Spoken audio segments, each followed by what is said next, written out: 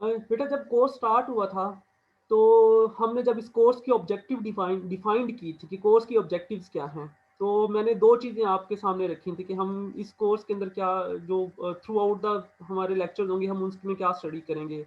एक तो मैंने ये कहा था कि हम एनालिसिस परफॉर्म करेंगे, एल्गोरिदम राइट करने के बाद कि हम उसका एनालिसिस कैसे कर सकते हैं, जिसकी हमने बहुत सारी एग्जांपल्स देखी हैं कि कैसे हम टाइम कॉम्प्लेक्सिटी फाइंड करते हैं, उसके अंदर कौन-कौन सी जो है फर्दर टर्म्स यूज़ होती हैं, हमने उनको डिटेल में देखा। और सेकेंडली हम कुछ एल्गोरिदम की क्लासेस स्टडी करेंगे। तो अगर आप एल्गोरिदम की क्लासेस देखें तो सामने जो आपके आपके सामने लिस्ट नज़र आ रही है आपको, ये सारी बेटा एल्गोरिदम की क्लासेस हैं। ये टेक्निक्स हैं, ये अप्रोचेज़ हैं, ये वो पैराडिम्स हैं, ये वो प्री डिफाइंड एल्गोरिदम्स हैं, जिनको यूज़ किया जाता है डिफरेंट प्रॉब्लम्स को सॉल्व करने के लिए। लाइक हमने रिकर्सिव एल्गोरिदम एक अप्रोच स्टडी की है, जो कि एक सेट ऑफ प्रॉब्लम्स को सॉर्ट आउट करने के लिए यूज़ होती है। इसी तरह हमने डिवाइड एंड कॉन्कर एल्गोरिदम हमने एक अप्रोच पर स्टडी की है, जिस जो कि एक डिफरेंट काइंड ऑफ प्रॉब्लम्स या डिफरेंट सेट ऑफ प्रॉब्लम्स के लिए यूज़ की जाती है। सिमिलरली बेटा ग्रीडी एल्गोरिदम भी हमारे पास एक अप्रोच है, एक स्ट्रेटजी है कि जब आपके पास कोई प्रॉब्लम आएगा तो आपने उस प्रॉब्लम को कैसे सॉल्व करना है।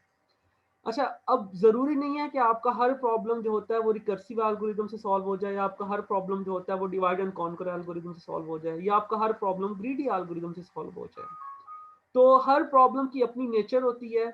हमने इन अप्रोचेस को जब हम स्टडी करते हैं तो हम साथ में ये भी डिफाइंड कर रहे होते हैं कि ये किस किस्म के प्रॉब्लम्स को सॉल्व करेंगे, और हम फिर देखते हैं कि अगर हमारे प्रॉब्लम्स के अंदर वो प्रॉपर्टीज पाई जाती हैं जो जो कि जिन जिन एल्गो जो कि जिनको ये एल्गोरिदम सॉल्व करते हैं, तो फिर हम इनमें से कोई टेक्निक्स जो है वो अडॉप्ट कर देते हैं और उस अपने प्रॉब्लम के ऊपर अप्लाई कर देते हैं। मैंने आपको बताया था कि ऐसा बहुत कम होता है कि हम एक बिल्कुल जीरो से एक नई अप्रोच डिफाइन करें अपनी किसी प्रॉब्लम के लिए। हमारे पास जब भी कोई प्रॉब्लम आएगा तो वो किसी ना किसी ऐसी क्लास से बिलोंग करता होगा जो कि इनमें से कोई एक क्लास उसको सॉर्ट आउट कर दोगी। तो हम ऐसा करते हैं कि हम रादर देन कि अपना कोई अप्रोच डिवेल्प करें, अपनी कोई टेक्निक डिवेल्प करें, हम यहाँ से एक टेक्निक को पिक करते हैं और उसी टेक्निक को अपने प्रॉब्लम के ऊपर अप्लाई करते हैं, तो हमारा वो प्रॉब्लम सॉल्व हो जाता है। अब क्वेश्चन ये है कि हमें पता कैसे चलेगा कि हमारा कौन सा प्रॉब्लम जो है वो इनमें से कौन सी क्लास से बिलोंग करता है।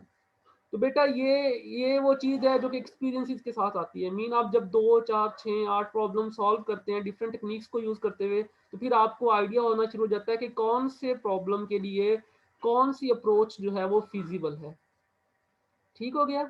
अच्छा, अब ये वो सारी अप्रोचेज हैं बेसिकली। अच्छा, सिर्फ यही नहीं है, इसके अलावा भी और अप्रोचेज हैं, बट इनमें से जो हम जिन अप्रोचेज को ऑलरेडी डिस्कस कर चुके हैं वो रिकर्सिव एल्गोरिदम है, वो डिवाइड एंड कॉन्कर है, और अब हम एक थर्ड अप्रोच को स्टडी करने जा रहे हैं जो कि ग्रीडी एल्गोरिदम्स हैं। बेसिकली ग्रीडी एल्गोरिदम्स भी एक अप्रोच ही है कि प्रॉब्लम को आपने कैसे सॉल्व करना है। और डेफिनेटली इस इनके भी जो प्रॉब्लम्स होते हैं उनके अंदर कोई खास प्रॉपर्टीज पाई जाती हैं, तो हम आइडेंटिफाई करते हैं कि हमारे प्रॉब्लम्स के अंदर ये प्रॉपर्टीज हैं अगर, तो फिर हम इस अप्रोच को अप्लाई कर देंगे। तो बेसिकली आज का जो हमारा लेक्चर होगा, अगर मैं उसका एजेंडा डिस्कस करूँ आप लोगों के साथ before moving on to lecture, तो सबसे पहले बेटा हम देखेंगे कि हमारे पास ऑप्टिमाइजेशन प्रॉब्लम्स क्या होते हैं या ऑप्टिमाइज प्रॉब्लम्स क्या होते हैं। नॉर्मली जो ग्रीडी एल्गोरिदम है बेटा, ये ऑप्टिमाइज प्रॉब्लम्स को डील करते हैं, ये हर प्रॉब्लम्स को डील नहीं करेंगे। तो पहले हम अंडरस्टैंड कर लेंगे कि प्रॉब्लम ऑप्टिमाइजेशन हमारे पास क्या होती है। फिर उसके बाद ग्रीडी अप्रोच इटसेल्फ क्या होती है, कैसे ये प्रॉब्लम को सॉर्ट आउट करती है, हम इसकी वो जर्नल अप्रोच देख लेंगे। फिर ग्रीडी अप्रोच के अंदर बेटा 2 टर्म्स यूज होती हैं, एक लोकल ऑप्टिमल होता है और एक ग्लोबल ऑप्टिमल होता है। ये लोकल एंड ग्लोबल ऑप्टिमल क्या होते हैं, ये बेसिकली हमारा आज का एजेंडे में इंक्लूड है। उसके बाद उसके बाद हमारे पास कुछ प्रॉब्लम्स हैं। फॉर एग्जांपल बेटा एक नैपसैक प्रॉब्लम है जो कि बेसिकली ग्रीडी अप्रोच के थ्रू सॉर्ट आउट होता है। तो हम देखेंगे कि ये प्रॉब्लम है क्या, और इसके ऊपर हम नैपसैक कैसे अप्लाई करके इसका जो है वो सोल्यूशन निकाल सकते हैं। इसी तरह एक और प्रॉब्लम मैं आपके सामने एक्सप्लेन करूंगा, वो है हफमैन कोडिंग।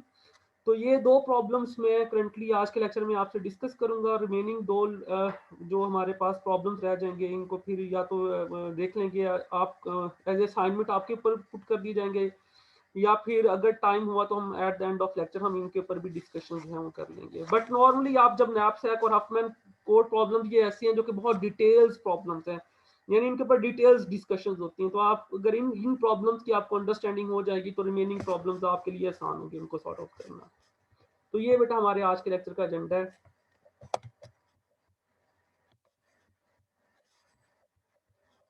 हम सबसे पहले देख लेते हैं कि प्रॉब्लम ऑप्टिमाइजेशन या ऑप्टिमाइजेशन प्रॉब्लम्स कौन से होते हैं और हम क्यों स्टडी कर रहे हैं optimization problem. First of all बेटा हमारे पास तीन अप्रोचेज ऐसी हैं, ये अगर आप ये लिस्ट ऑफ अप्रोचेज देखें तो इनमें से तीन approaches, greedy algorithm, dynamic programming, ये भी एक टेक्निक है, और एक टेक्निक है बैक ट्रैकिंग की। ये जो तीनों टेक्निक्स हैं ये जिन प्रॉब्लम्स को सॉर्ट आउट करती हैं वो ऑप्टिमाइजेशन प्रॉब्लम्स होते हैं। मीन ये हर प्रॉब्लम को सॉल्व नहीं करती। अच्छा, ऑप्टिमाइजेशन प्रॉब्लम्स को समझाने के लिए रादर देन कि मैं आपको ये स्लाइड से चीज़ें रीड करके बताऊं, हम एक एग्जांपल ले लेते हैं और इस एग्जांपल के थ्रू हम उसको अंडरस्टैंड करते हैं। मैं व्हाइट बोर्ड यहाँ से शेयर कर रहा हूँ आप लोगों के साथ।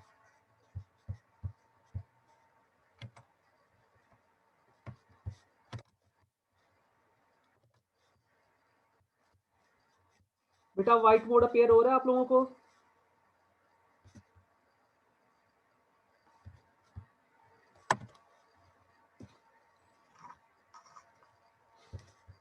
क्लास बेटा व्हाइट बोर्ड अपेयर हो रहा है आप लोगों को?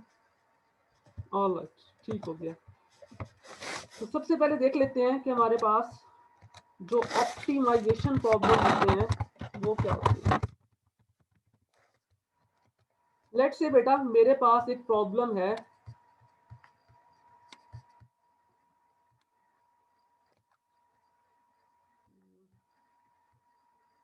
राइट तक के लिए क्या चीज है यहाँ पे अवेलेबल मेरे पास। ओके, लेट्स से बेटा मेरे पास एक प्रॉब्लम है पी, ठीक हो गया। प्रॉब्लम ये है, मैं कोई एग्जांपल टेक कर लेता हूँ। लेट्स से मेरे पास कोई पॉइंट है एक्स, मैंने यहाँ से ट्रैवल करना है पॉइंट वाई की तरफ। ये आप इसको ऐसे सपोज कर लें जैसे आपने पॉइंट एक्स आपका बहावलपुर है और पॉइंट वाई आपका कराची है, तो आपने जो है वो ट्रैवल करना है टूवर्ड कराची फ्रॉम बहावलपुर। तो ये एक प्रॉब्लम पी मैंने डिफाइन कर दिया। एंड लेट्स से इस प्रॉब्लम के मेरे पास मल्टीपल सॉल्यूशंस हैं, मल्टीपल सॉल्यूशंस हैं। फॉर एग्जांपल एक सॉल्यूशन मेरे पास है x1। x1 सॉल्यूशन क्या हो सकता है कि मैं बाय कार जो है वो बहावलपुर से कराची जा सकता हूँ। एक सॉल्यूशन मेरे पास है x2, लेट्स से मैं बाय ट्रेन जो है वो भावलपुर से कराची जा सकता हूँ। एक सॉल्यूशन है मेरे पास x3, लेट्स से मैं बाय बस जो हमारे पास पब्लिक ट्रांसपोर्ट चलती है मैं उसके साथ उसके थ्रू जा सकता हूँ बहावलपुर से कराची। एंड लेट्स से मेरे पास एक सॉल्यूशन x4 है टूवर्ड फ्लाइट, मैं थ्रू पीआईए या बाकी जो भी अगर भी कोई फ्लाइट्स अवेलेबल है तो उनके थ्रू मैं भावलपुर से कराची जा सकता हूँ। और इसी तरह कुछ और सॉल्यूशंस भी हैं, let's say x of f and up to x of n। मेरे पास मल्टीपल ऑप्शंस हैं कि मैं कैसे भावल किसी पॉइंट x से पॉइंट y पे मैं ट्रैवल कर सकता हूँ। और मेरा बेसिकली प्रॉब्लम क्या है कि मैंने इस y, मैं करंटली x पोजीशन पे हूँ और मैंने इस y पोजीशन पे रीच करना है, ठीक हो गया। तो उसके लिए मेरे पास ये मल्टीपल सॉल्यूशन है from let's say x1 to x1 to x9 या xn तक आप कह सकते हैं कि हमारे पास जो सॉल्यूशंस हैं वो अवेलेबल हैं। तो ये सारी सॉल्यूशन बिल्कुल ठीक है और ये सारे ही और ये सारे सॉल्यूशन, ये जो सारे सॉल्यूशन है ये सारी वर्क करेंगे मीन के मुझे पॉइंट x से पॉइंट y तक मुझे ये लेके जा सकते हैं। बट अगर बेटा मैं इस सॉल्यूशन के ऊपर या मैं इस प्रॉब्लम के ऊपर एक कांस्टेंट अप्लाई कर दूं, लेट्स से मैंने एक कांस्टेंट अप्लाई कर दिया। कांस्टेंट ये है कि ओके मैंने जाना तो x से y तक है, बट इसके ऊपर कांस्टेंट ये है कि मैंने ये जो जर्नी कवर करनी है बेटा मैंने ये with in let's say 15 hours cover करनी है, ठीक हो गया। अब मैंने इस प्रॉब्लम के ऊपर क्या लगा दिया है, मैंने इस प्रॉब्लम के ऊपर एक कंडीशन लगा दी है और इसको नॉर्मली हम जो एल्गोरिदम्स की टर्म में हम इसके लिए जो टर्म यूज करते हैं वो है कॉन्स्ट्रेंट की, कि हमारे प्रॉब्लम के ऊपर एक कॉन्स्ट्रेंट आ गई है कि एक लिमिटेशन आ गई है कि आपने इसको सॉल्व करना है, बट सॉल्व करते हुए आपने ये भी ख्याल करना है कि आपका प्रॉब्लम इस कंडीशन को सेटिस्फाइड करे। अच्छा, अब जैसे ही मैंने इसके ऊपर कॉन्स्ट्रेंट लगाया तो माइट में इनमें से बहुत सारे सॉल्यूशन जो है वो इस कॉन्स्ट्रेंट के ऊपर वर्कआउट नहीं करेंगे। फॉर एग्जांपल लेट्स से अगर मैंने कार का डिसीजन लिया था तो हो सकता है थ्रू कार में अब नहीं पहुंच सकता विद इन 15 आवर्स, तो ये अब सॉल्यूशन नहीं रहा मेरा। एंड माइट बी थ्रू जो है वो कोई और मेरे पास सॉल्यूशन लाइक पब्लिक ट्रांसपोर्ट जो बस है लेट्स से X3 है, मैं इसके थ्रू भी अब नहीं पहुंच सकता, तो ये सॉल्यूशन भी मेरा क्रॉस हो जाएगा। तो लेट्स से पॉसिबल सॉल्यूशन क्या है मेरे पास में, by using train and by using flight जो है, ये दो सॉल्यूशन मेरे पास ऐसे हैं जिनके जो कि मुझे विद इन 15 आवर्स तक वहां पे मेरे डेस्टिनेशन तक मुझे पहुंचा देंगे। तो बेटा ये जो दो सॉल्यूशन है मेरे जो कि मेरे इस कॉन्स्ट्रेंट को सेटिस्फाइड कर रहे हैं, इसको हम कहेंगे ये हमारे फिजिबल सॉल्यूशन है।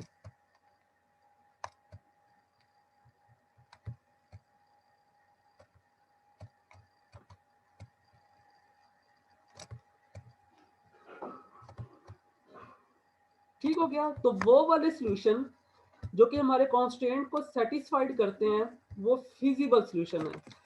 अब लेट्स से X2 जो है, अगर मैं इस मीडियम को यूज करता हूं अपने इस प्रॉब्लम को सॉल्व करने के लिए, मैं इस सॉल्यूशन को पिक करता हूं, तो लेट्स से ये मुझे पॉइंट X2Y तक रीच करवा देगा 14 आवर्स में, यानी लेस देन 15 आवर्स। और जो पॉइंट X4 है लेट्स से इसका मेरे पास जो सॉल्यूशन आ रहा है बेटा वो है 10 आवर्स।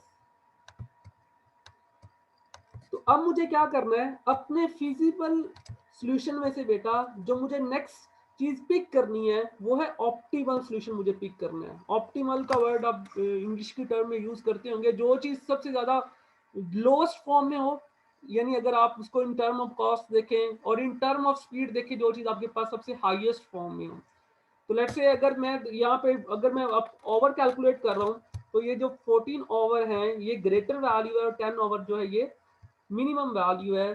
तो इट मीन कि मेरा ये वाला जो सॉल्यूशन है बेटा,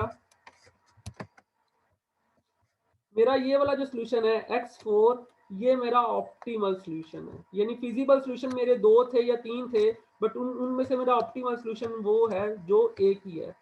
और ये ऑप्टिमल सॉल्यूशन कैसे है बेटा, क्योंकि ये मुझे मिनिमम आंसर प्रोवाइड कर रहा है, मिनिमम मिनिमम कॉस्ट कह लें आप, या मिनिमम टाइम में मेरे इस प्रॉब्लम को सॉल्व कर रहा है, क्योंकि मेरे पास जो कॉन्स्टेंट है वो टाइम का है। ठीक हो गया। तो बेटा ऑप्टिमाइजेशन प्रॉब्लम वो होते हैं जो कि हम हमें हमारे प्रॉब्लम्स को सॉल्व करते हैं either in the minimum form either in the maximum form. तो जैसे इस केस में हमारा जो प्रॉब्लम था उसमें हमने मिनिमम सॉल्यूशन फाइंड करना था। तो अगर कोई भी ऐसा प्रॉब्लम है जिसके अंदर आपको जो रिजल्ट रिक्वायर्ड है वो आइदर मिनिमम फॉर्म उसकी रिक्वायर्ड है या फिर मैक्सिमम फॉर्म उसकी रिक्वायर्ड हो, तो फिर ऐसे प्रॉब्लम को हम कहते हैं ये हमारा ऑप्टिमाइजेशन प्रॉब्लम है।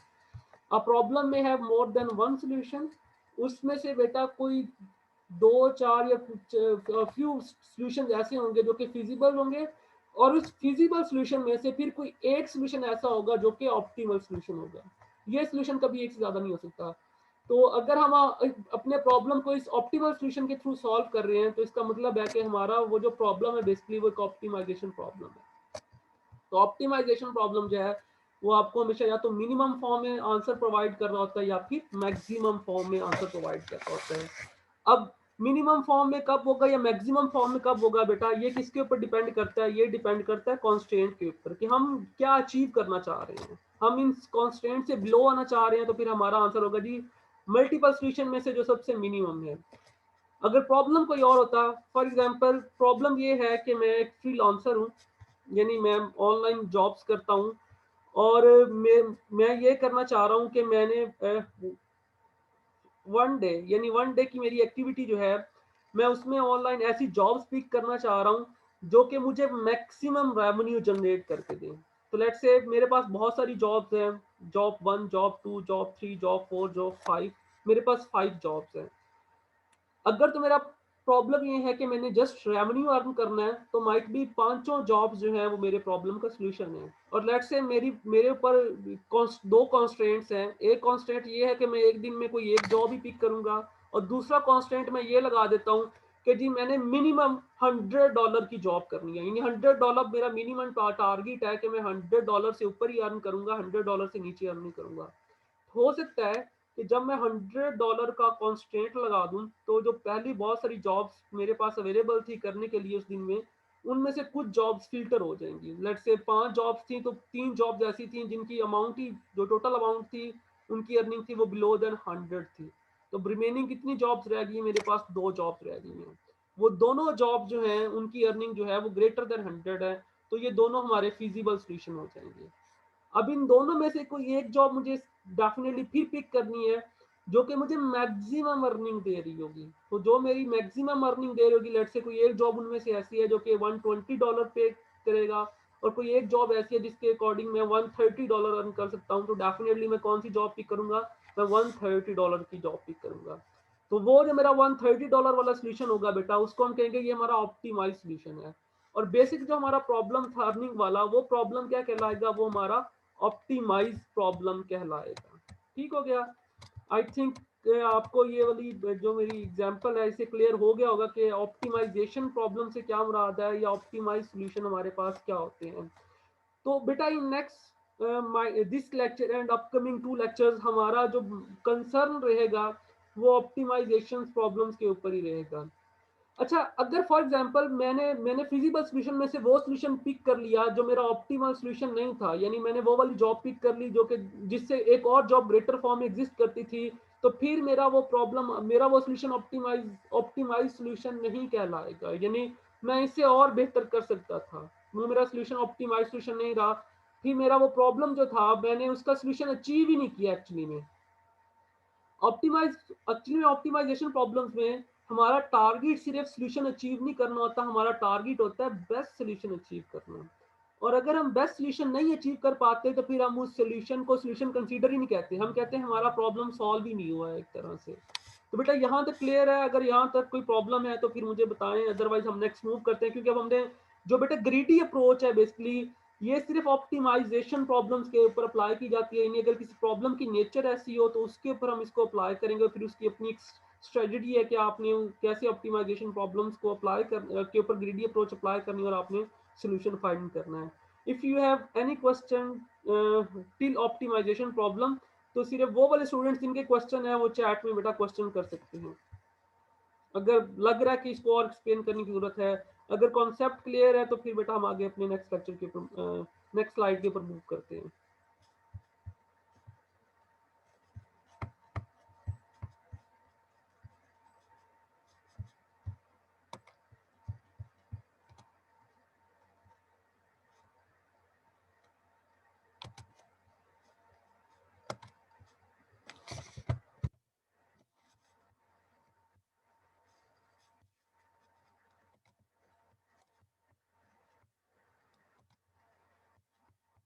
All right, good. I think किसी का कोई क्वेश्चन नहीं है। तो एक चीज तो क्लियर होगी बेटा, जो ग्रीडी एल्गोरिथम्स है आपके वो ऑप्टिमाइजेशन के ऊपर प्रॉब्लम्स के ऊपर काम करेंगे। और ऑप्टिमाइजेशन प्रॉब्लम्स क्या होते हैं, और सिर्फ ग्रीडी अप्रोच नहीं, आगे डायनामिक अप्रोच है हमारे पास, इसी तरह हमारे पास एक और बैक ट्रैकिंग अप्रोच है। तो ये तीनों अप्रोचेस जो है ये ऑप्टिमाइजेशन प्रॉब्लम्स को ही सॉल्व करती हैं। ऑनलाइन ठीक है जी, बाकी खुद करेंगे तो आपको डेफिनेटली समझ आ जाएगा, आप खुद स्टडी करेंगे तो वैसे वैसे सिंपल सा कॉन्सेप्ट था, समझ आ जाना चाहिए था अब तक। अब हम बात करते हैं बेटा ग्रीडी एल्गोरिथम की। अच्छा, ग्रीडी एल्गोरिथम जो होती है बेटा ये स्टेजेस के अंदर काम करती है। और स्टेजेस अगर इसके अंदर मैं डिफाइन करूं तो ये ऐसे ही है। फॉर एग्जांपल बेटा मेरे पास है प्रॉब्लम पी कोई, और ये प्रॉब्लम पी ऐसा है जिसके सॉल्यूशन के लिए मेरे पास मल्टीपल स्टेजेस अवेलेबल हैं।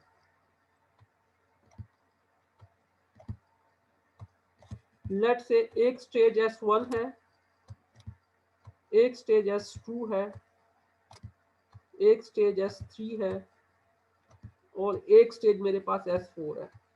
ठीक हो गया? अच्छा, अब ये बात आपके माइंड में क्लियर होनी चाहिए कि ये जो प्रॉब्लम है ये ऑप्टिमाइजेशन प्रॉब्लम है। यानी अगर मैं ग्रीडी अप्रोच को एक्सप्लेन कर रहा हूँ तो जो मेरे प्रॉब्लम में जो एज एग्जांपल प्रॉब्लम टेक कर रहा हूँ ये कोई ऑप्टिमाइजेशन प्रॉब्लम है। और इस प्रॉब्लम्स का जो सोल्यूशन है बेटा उस वो सोल्यूशन को हम मल्टीपल स्टेजेस में डिवाइड करते हैं। और फिर हर स्टेज के अंदर हमारे पास डिफरेंट ऑप्शन है उस स्टेज को सॉर्ट आउट करने के लिए। यानी फॉर एग्जांपल स्टेज 1 में बेटा मेरे पास 3 ऑप्शन है। मैंने स्टेज यानी देखिए ये प्रॉब्लम पी कब सॉल्व होगा, जब ये चारों स्टेजेस मेरी सॉल्व हो जाएंगी। जब ये चारों स्टेजेस मैं कवर कर लूंगा तो मेरा प्रॉब्लम पी सॉल्व हो जाएगा।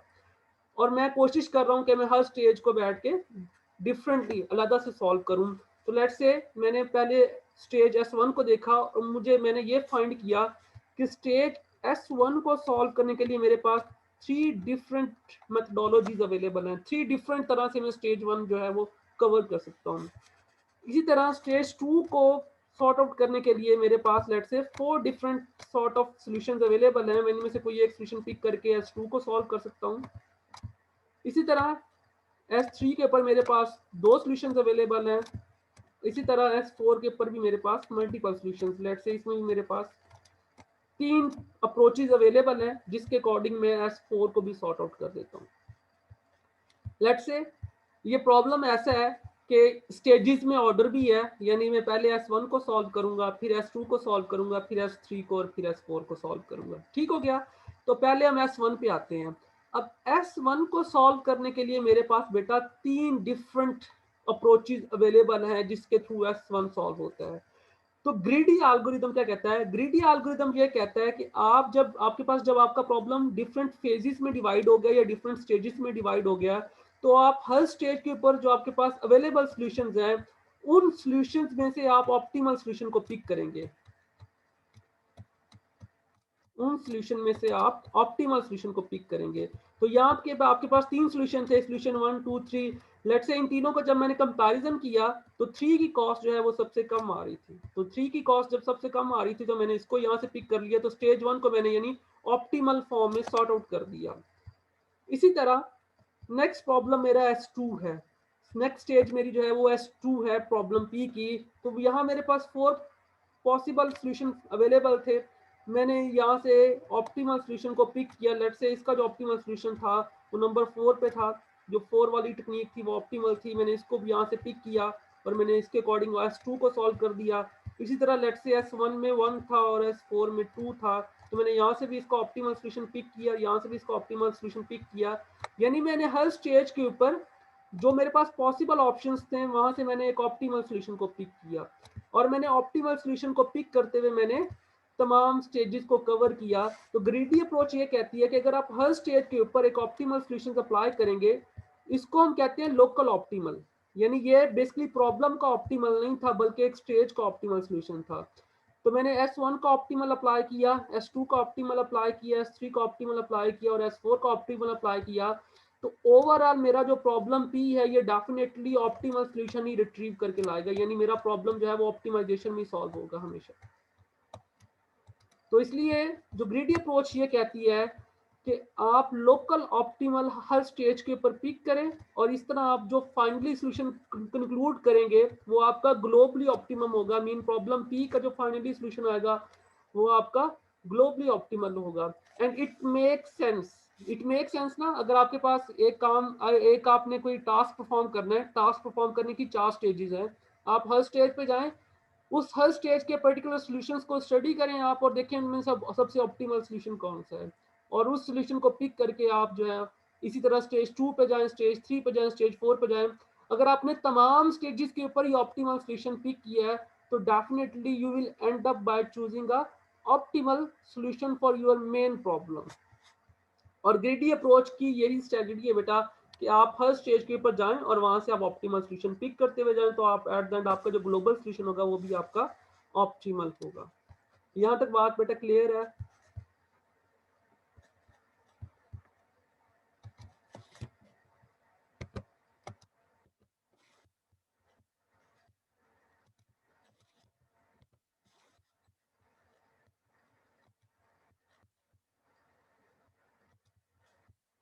ऑलराइट।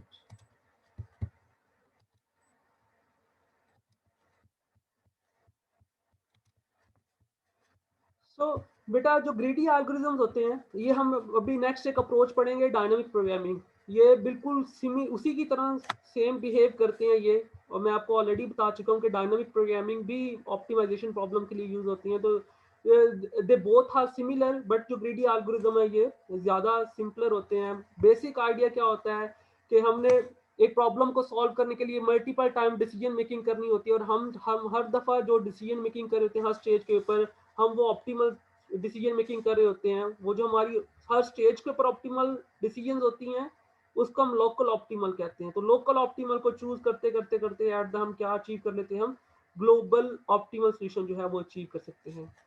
पर बेटा जरूरी नहीं है, ये अगर आप इस पॉइंट नंबर 3 को देखें तो ये क्या कह रहा है, greedy algorithm don't always yield an optimal solution. ये जरूरी नहीं होता कि आप जब हर दफा लोकल स्टेजेस से गुजरते हुए आप यानी आप लोकली आप ऑप्टिमल सॉल्यूशन पिक करते हुए जा रहे हैं तो जरूरी नहीं है कि आप at the end global optimal solution achieve कर लें।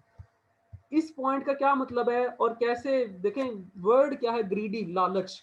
तो लालच ऑलवेज आपकी सक्सेसफुल हो ये जरूरी नहीं होती है, यानी आपको डेफिनेटली सम टाइम ऐसा होता है कि आप जिसको स्टेजेस वाइज आप सपोज करते हुए जा रहे थे कि ये ऑप्टिमल है, मे बी वो आपको पहली स्टेज के ऊपर जो आपका ऑप्टिमल है वो आगे आपको एक बहुत बड़ी कॉस्ट आपको उसकी पे करनी पड़ेगी। मैं इसकी भी आपको आपके सामने एक एग्जांपल रख देता हूँ कि कैसे आपका जो, हालांकि इट मेक सेंस कि अगर आप हर स्टेज के ऊपर लोकल ऑप्टिमल चूज कर रहे हैं तो आप definitely you will and up by choosing a global optimal.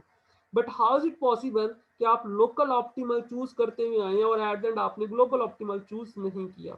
आप में से बेटा कोई एग्जांपल दे सकता है कोई ऐसे प्रॉब्लम्स की? डेली लाइफ में से आपने अपना प्रॉब्लम सोचना है कि आप ग्लोबल ऑप्टिमल पिक करते गए और एट द एंड आपने देखा कि प्रॉब्लम आपका सॉल्व ही नहीं हो रहा जब आपने इसको ग्लोबली एनालाइज किया कि ग्लोबली ऑप्टिमल है या नहीं है।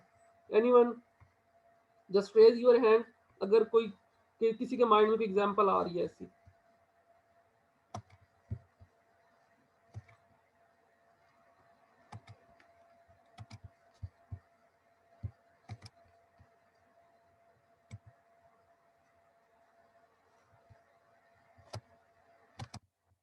ऑलराइट बेटा, मैं शेयर कर रहा हूँ आपके साथ व्हाइट बोर्ड।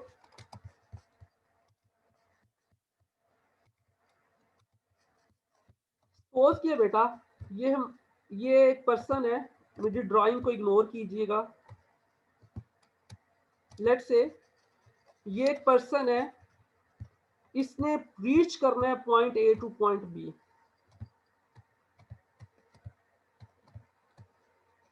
ठीक हो गया?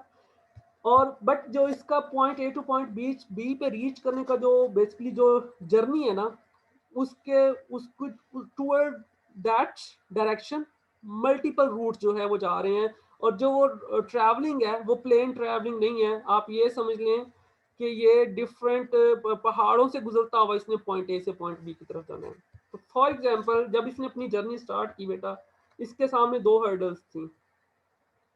ये लेट्स से एक हर्डल ये थी,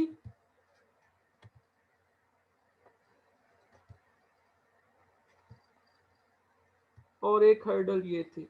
यानी लेट्स से ये इसने कुछ हाइट क्लाइंब करनी है और हाइट क्लाइंब करते हुए इसने आगे जाना है। और अगर वो इस रास्ते को चूज करता है, यानी इस वे को चूज करता है, तो इसके बाद जो इसकी सेकंड हर्डल है बेटा वो ये है।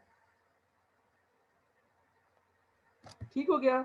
और अगर इस रास्ते को उसने चूज कर लिया तो उसकी जो सेकंड हर्डल बन जाएगी वो ये बन जाएगी। ठीक है? इसी तरह फिर आगे फर्दर छोटी छोटी हर्डल्स हैं जो कि इन दोनों की सिमिलर है। फिर आगे एक हर्डल है, फिर एक हर्डल है, एंड देन ये इसका पॉइंट बी आ जाता है यहाँ पे।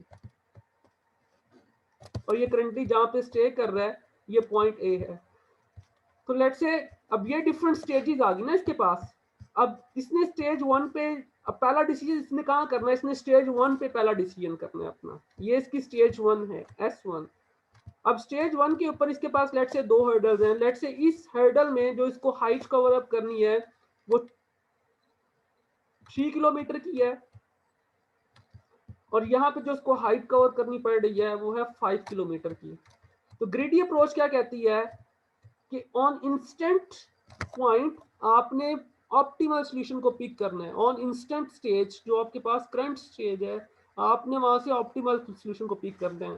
तो इस स्टेज के ऊपर अगर आप ऑप्टिमल देखें तो 3 kilometre is less than 5 kilometre. यानी अगर ये इस स्टेज में से इन स्टेजेस की जब कॉस्ट निकालेगा तो दो सॉल्यूशंस हैं, एक 3 किलोमीटर है, एक 5 किलोमीटर है। तो 3 किलोमीटर वाला ऑप्टिमल है ज्यादा, तो ये किसको पिक करेगा? ये डेफिनेटली 3 किलोमीटर को पिक करेगा।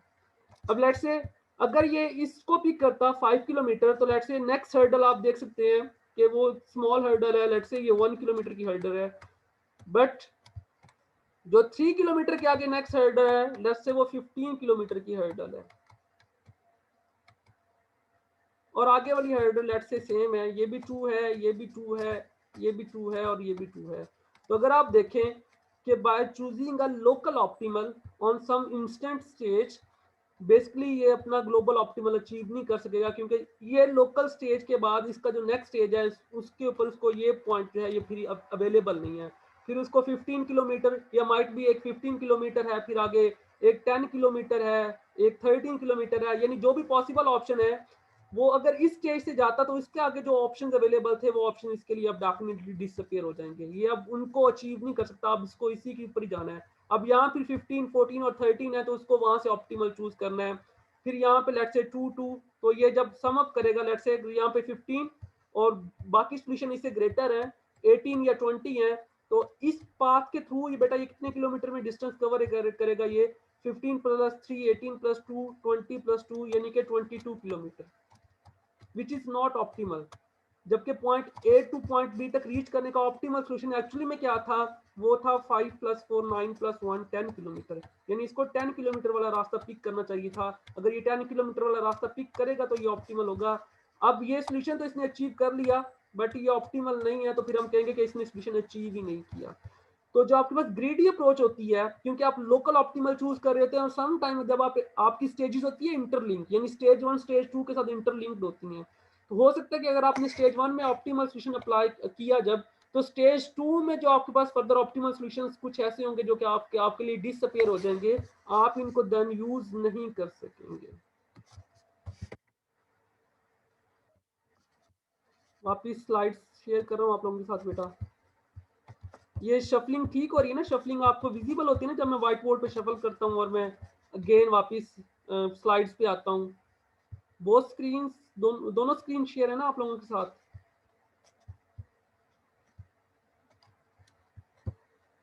गुड। तो बेटा ग्रेडी एल्गोरिथम में डेफिनेटली ये आपको इंश्योरिटी नहीं देती है, यानी ये इंश्योर नहीं करेगी आपको कि आप जब लोकल ऑप्टिमल चूज करते हुए जाएंगे तो फाइनली आप जो है अपना ग्लोबल ऑप्टिमल भी अचीव कर लेंगे। इन सम केसेस ऐसा भी होता है कि आपकी जो लोकल चॉइस होती है आपकी वो ग्लोबल ऑप्टिमल सोल्यूशंस को अचीव नहीं कर पाती। देखें जो लास्ट पॉइंट है वो यही बता रहा है कि make the choice that look best at the moment. आपने जस्ट इंस्टेंट मूवमेंट के ऊपर डिसीजन लेना है कि इस वक्त बेस्ट क्या है, और वो बेस्ट आपका बेसिकली एक लोकल ऑप्टिमल होता है, और लोकल ऑप्टिमल को अचीव करते करते आप ग्लोबल ऑप्टिमल अचीव कर लेते हैं। ये ग्रीडी अप्रोच का बेसिक मैकेनिज्म है कि ये प्रॉब्लम को कैसे सॉल्व करती है। अच्छा बेटा on next slide greedy algorithm का एक बड़ा जेनेरिक सा एल्गोरिदम लिखा हुआ है। नॉर्मली ये अप्रोच ऐसी है जिसको मैं ऑलरेडी डिस्क्रिप्शन में डिफाइन कर चुका हूँ, बट ये एक बहुत ही जेनेरिक सा एल्गोरिदम है कि ये आपकी ग्रीडी अप्रोच कैसे काम करती है। बेटा फॉर एग्जांपल मेरे पास कोई प्रॉब्लम ए है, और उस प्रॉब्लम में मेरे पास कुछ डाटा अवेलेबल है, वो A1 A2 A3 A4 and A5 है, और ये डाटा आप इसको कोई सिंगल वैल्यू सपोज ना करें, समझ लें A1 एक लिस्ट है आपके पास, A2 एक लिस्ट है, A3 लिस्ट है, A4 एंड A5 लिस्ट है। तो प्रॉब्लम को जो साइज मैंने यहाँ पे डिफाइन कर दिया, ए प्रॉब्लम का जो साइज डिफाइन कर दिया मैंने वो 5 डिफाइन कर दिया। तो ग्रीडी एल्गोरिदम कैसे काम करती है बेटा, प्रॉब्लम को पिक करती है और उसको यानी यहाँ पे करंटली बेसिकली जो डाटा का साइज है वो स्टेजेस को रिप्रेजेंट कर रहा है। तो 1 to n यानी आपने 1 by 1 तमाम स्टेज पे जाना है, हर स्टेज पे जाना है, और आपने जो भी आपका ए है आपने उसमें से उसका सिलेक्ट करना है, उसका बेस्ट सिलेक्ट जो है वो पिक करना है। तो जो आपके पास एक्स है ये आपके पास बेसिकली आपका एक सोल्यूशन को रिप्रेजेंट कर रहा है कि आपने एक ए के ऊपर ये 1 by 1 अप्लाई हो रहा है, A1 पहले जाएगा, फिर A2 फिर A3 फिर A4 and A5, and you can pick some value x, यानी आपने कोई सोल्यूशन यहाँ से x पिक किया। आपने चेक करना है ये आपका x जो है ये फिजिबल है या नहीं है, अगर आपका x ये फिजिबल है तो आपने इसको सोल्यूशन में ऐड अप करते जाना है। तो ये जस्ट इसका जेनेरिक सा एल्गोरिथम है, वही बात जो मैं आपको ऑलरेडी डिफाइन कर चुका हूँ कि आप लोकल ऑप्टिमल को पिक करते हुए आप ग्लोबल ऑप्टिमल जो है वो चूज कर लें। अच्छा सिमिलरली ग्रीडी एल्गोरिथम को बेटा अंडरस्टैंड करने के लिए हमारे पास एक एग्जांपल है काउंटिंग मनी की, या इसको हम समटाइम बोलते हैं मनी एक्सचेंज करना।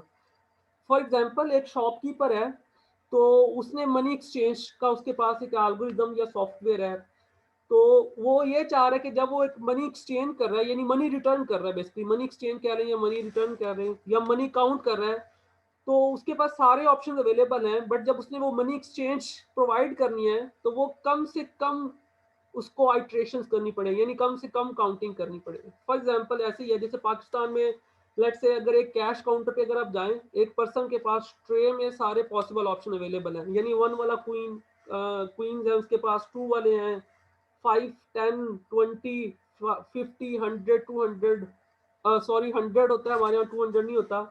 लेट्स से 100 500 एंड 1000 5000 है, ठीक हो गया।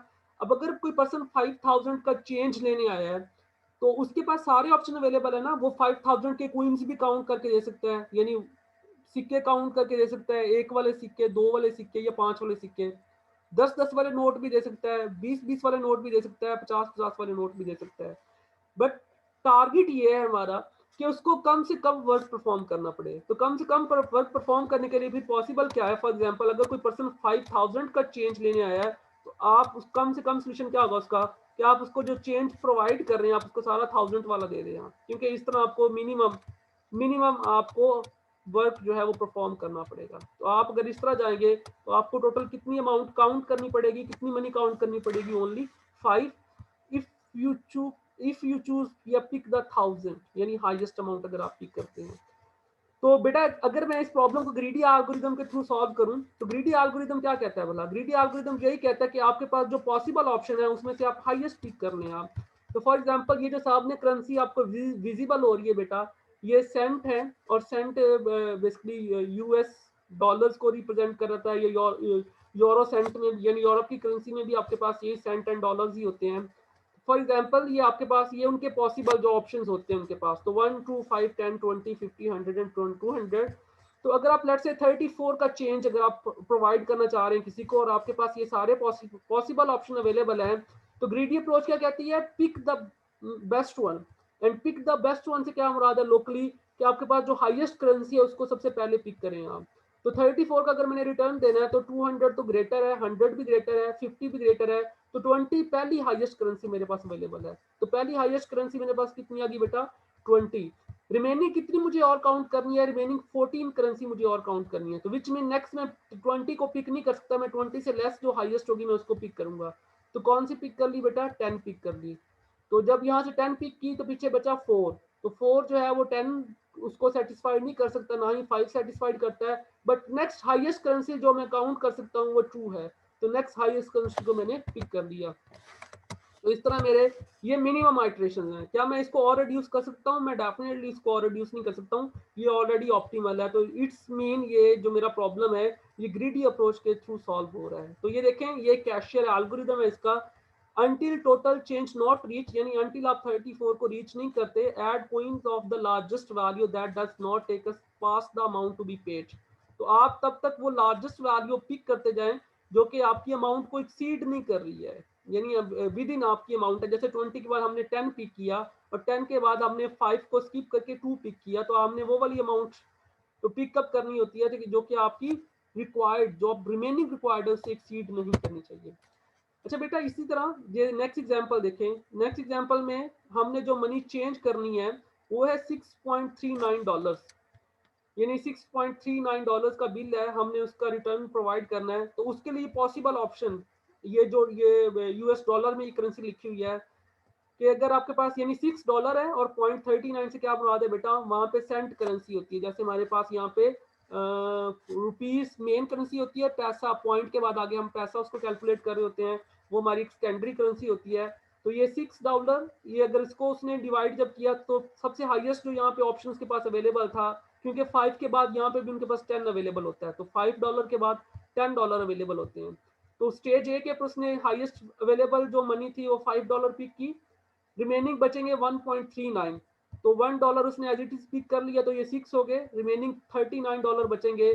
तो उसने क्या किया बेटा, एक जो था उसने 25 सेंट का क्वीन पिक कर लिया, पीछे 9 बचेंगे, तो फिर एक उसने 10 का क्वीन पिक कर लिया और एक उसने 1 का क्वीन पिक कर लिया। तो 6.39 के लिए जो उसने टोटल मनी काउंट की है वो 1 2 3 4 एंड 5 मनी काउंट की है। डेफिनेटली इट वर्किंग फाइन, यानी ये हमें सबसे ऑप्टिमल सोल्यूशन प्रोवाइड कर रहा है। अब एक और अप्रोच देखते हैं, और यानी अब एक और एग्जांपल स्टडी करते हैं मनी एक्सचेंज की, और देखते हैं कि कैसे ग्रीडी एल्गोरिदम इसमें फेल भी हो सकता है। इवन आप पाकिस्तानी करेंसी के ऊपर ग्रीडी एल्गोरिदम अप्लाई करें तो हो सकता है कि आप हाईएस्ट पिक करते करते आपका सोल्यूशन ऑप्टिमल ना रहे, आप एक वर्स्ट करेंसी या वर्स्ट काउंटिंग की तरफ आप मूव करते हैं। तो ये बेटा स्वीडन की जो करेंसी है ये क्रॉन है, स्वीडन की करेंसी है ये। और क्रॉन जो होते हैं आपके पास वो 1 का होता है, 7 का होता है और 10 का होता है। ठीक हो गया, यानी इसमें 2 का ऑप्शन नहीं है, 5 का ऑप्शन नहीं है, और इससे आगे पीछे कोई ऑप्शन अवेलेबल नहीं है। अगर बेटा आपने लेट्स से 15 क्रॉन्स आपने काउंट करने हैं, तो 15 क्रॉन्स के लिए ऑप्टिमल सोल्यूशन क्या हो सकता है? 50 क्रॉन के लिए ऑप्टिमल सोल्यूशन आपको, अगर आप ग्रीडी अप्रोच को फॉलो करते हैं तो ग्रीडी अप्रोच क्या कहता है कि आप हाईएस्ट पिक करें, बट अगर वो हाईएस्ट आपका इस मनी से आपका बिलो है तो अगर आप हाईएस्ट देखें तो आपके पास बेटा हाईएस्ट क्या आ रहा है, आपके पास हाईएस्ट करेंसी 10 आ रही है। तो आपने पहले कौन सा क्रॉन पिक कर लिया? आपने 10 का पिक कर लिया। अब रिमेनिंग कितने क्रॉन आपको और चाहिए 50 क्रॉन्स पूरे करने के लिए? रिमेनिंग आपको 5 क्रॉन्स बेटा और रिक्वायर्ड है अपने 50 क्रॉन्स पूरे करने के लिए। ठीक हो गया। तो आप ऑलरेडी अगर 10 क्रॉन पिक कर चुके हैं तो 5 का ऑप्शन अवेलेबल ही नहीं है, और 7 5 से ग्रेटर देन है। तो अब आपको कितने क्रॉन और पिक करने पड़ेंगे? 4 क्रॉन, 5 क्रॉन आपको और पिक करने पड़ेंगे। तो टोटल कितने स्टेजेस, कितनी दफा आपने काउंटिंग की? एक आपने 10 की और आपने 5 इसकी की, तो टोटल आपने 6 काउंटिंग के अंदर आपने, मतलब रिक्वायर्ड 6, आपको 6 आइट्रेशंस रिक्वायर्ड हैं 15 क्रॉन क्या काउंट करने के लिए, अगर आपने बेटा ग्रीडी अप्रोच को फॉलो किया है। बट अगर आप देखें इसका डायरेक्ट सोल्यूशन क्या हो सकता है, जो कि ऑप्टिमल सोल्यूशन है इसका, कि अगर आपको 15 क्रॉन्स गेट करने हैं तो आप दो क्रॉन जो है वो आप 7 वाले पिक कर लें और एक क्रॉन जो है 1 वाला पिक कर लें। तो इन 3 स्टेजेस आपको आपका आंसर मिल जाएगा। बट जब मैं ग्रीडी अप्रोच को फॉलो करता हूँ तो मुझे कितनी दफा काउंटिंग करनी पड़ रही है बेटा? मुझे 6 टाइम काउंटिंग करनी पड़ रही है। तो नीचे बेटर सोल्यूशन दिया हुआ है कि आप क्या करें 15 के लिए। 10 बेसिकली हाईएस्ट है, तो आप इसको छोड़ के अगर आप 7 को पिक कर लेंगे तो ये ज़्यादा बेटर होगा। इसी तरह अगर पाकिस्तानी करेंसी के ऊपर भी अप्लाई करेंगे तो आपको डेफिनेटली देर में भी पॉसिबल कि आपके बहुत सारे सोल्यूशन जो है वो आपको ऑप्टिमल मिल रहे हो, बट समहाउ आपके कुछ चेंजेस ऐसी हो सकती हैं कि जो कि आपकी ऑप्टिमल नहीं होंगी। इसी तरह बेटा एक और प्रॉब्लम हम ऐसे डिस्कस कर लेते हैं, ये एक स्केजुलिंग प्रॉब्लम है। और आपने ऑपरेटिंग सिस्टम में आपको पता है कि आपके पास अगर एक कंप्यूटर ऐसा है जिसके अंदर मल्टीपल प्रोसेसर्स लगे हुए हैं, यानी फॉर एग्जांपल मैंने यहाँ पे एक मॉडल मशीन सपोज की है जिसके अंदर बेटा 3 प्रोसेसर है। एक प्रोसेसर P1 है, एक P2 है और ये P3 है। और ये तीनों प्रोसेसर जो है ये पैरेलली जो मेरे प्रोग्राम्स हैं उनको एग्जीक्यूट कर सकते हैं। और मेरे पास ये कुछ प्रोग्राम्स हैं, ये आप यूं कह लें कुछ जॉब्स हैं, ऑपरेटिंग सिस्टम में आप इनको जॉब्स कहते हैं। और यहाँ पे हर जॉब का एग्जीक्यूशन टाइम दिया हुआ है हमें। तो देखें एक जॉब 3 आप इसको सेकंड सपोज कर लें, एक जॉब जो है वो 3 सेकंड में एग्जीक्यूट होती है, एक 5 6 इसी तरह।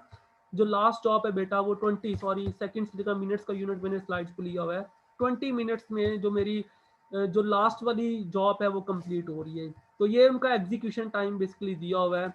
मैं एक्सपेक्ट करता हूँ कि आप लोग ऑपरेटिंग सिस्टम में इन टर्म से वाकिफ होंगे कि हर एप्लीकेशन का एक एग्जीक्यूशन टाइम होता है, और वहाँ पे भी आप लोग यही अचीव कर रहे होते हैं कि अगर आपने for example more than 1 application execute करनी है और मल्टीपल प्रोसेसर्स आपके पास अवेलेबल होते हैं, तो आप अचीव करना चाह रहे होते हैं कि आपका एल्गोरिदम, स्केड्यूलिंग एल्गोरिदम ऐसा होना चाहिए जो कि आपको ऑप्टिमल सोल्यूशन दे। ऑप्टिमल सोल्यूशन से क्या मुराद है कि ये सारी जॉब मिनिमम टाइम में कंप्लीट हो जाए, यानी आप इनको इस तरह से इस ऑर्डर में एग्जीक्यूट करें कि ये मिनिमम टाइम में कंप्लीट हो जाए।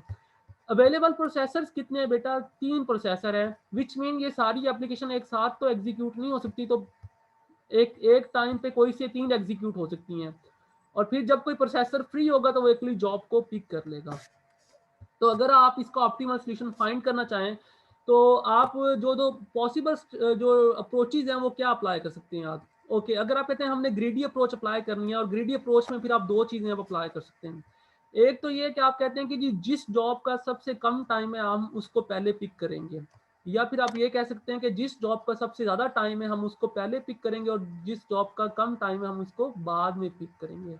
लेट्स से हम इसको पहले इस ऑर्डर में देख लेते हैं कि हम कहते हैं कि लेट्स से हमारा जो एल्गोरिदम है वो ये करेगा कि जो हाईएस्ट टाइम टेकिंग जॉब है उसको पहले पिक करेगा। तो फॉर एग्जांपल मेरी ये जब मैंने इन तीनों ये सारी एप्लीकेशंस मेरी रेडी क्यू में आई तो P1, P2 और P3 तीनों जो है वो फ्री बैठे थे। तो लेट्स से पहले P1 गया, उसने देखा हाईएस्ट जॉब कौन सी पड़ी हुई है, वो 20 वाली पड़ी हुई है, उसने 20 वाली को पिक कर दिया। In the mean while P2 गया तो उसने देखा कि अब रिमेनिंग हाईएस्ट जॉब कौन सी है, 18 वाली है, तो उसने 18 वाली को पिक कर लिया। और फिर P3 गया, उसने देखा कि रिमेनिंग हाईएस्ट जॉब कौन सी है, वो 15 वाली है, उसने 15 वाली को पिक कर लिया। तो अब हमारी ये तीनों एग्जीक्यूशन पैरेलली एग्जीक्यूट होंगे। अगर आप देखें तो इन तीनों में से सबसे पहले कौन सी एग्जीक्यूट हो जाएगी, सबसे पहले 15 वाली एग्जीक्यूट हो जाएगी, क्योंकि इसको 20 सेकंड्स रिक्वायर्ड है, मिनट्स रिक्वायर्ड है, इसको 18 मिनट्स रिक्वायर्ड है और इसको 15 मिनट्स रिक्वायर्ड है। अच्छा, जब P3 की 15 मिनट्स वाली एप्लीकेशन एग्जीक्यूट हो जाएगी तो फिर पीछे हाईएस्ट रिमेनिंग कौन सी पॉसिबल अवेलेबल होगी, 14 वाली, तो ये इसको 14 वाली को पिक करेगा। अब इन द मीन वाइल 18 वाली जॉब कंप्लीट हो चुकी होगी, तो रिमेनिंग हाईएस्ट जॉब कौन सी पड़ी होगी बेटा, 11, तो ये इसको पिक करेगा। इसी तरह बेटा जब आपका P1 आएगा तो वो जो रिमेनिंग हाईएस्ट है वो 10 पड़ी होगी, तो ये इसको पिक कर लेगा। इसी तरह नेक्स्ट जॉब आपकी जो पिक होगी वो 6 होगी, क्योंकि 11 वाली जॉब जो है वो अगर यहाँ तक टाइम कैलकुलेट करें तो 18 प्लस 11 जो आपके पास टाइम बन रहा है 29 मिनट्स बन रहे हैं, तो ये जॉब आपकी पहले कंप्लीट हो जाएगी। देन आपकी P3 जॉब कंप्लीट करेगा तो नेक्स्ट हाईएस्ट 5 पिक कर लेगा, और in the mean while P1 अपनी प्रीवियस जॉब पूरी करेगा तो वो नेक्स्ट हाईएस्ट जो है ये लास्ट वैल्यू 3 पिक कर लेगा।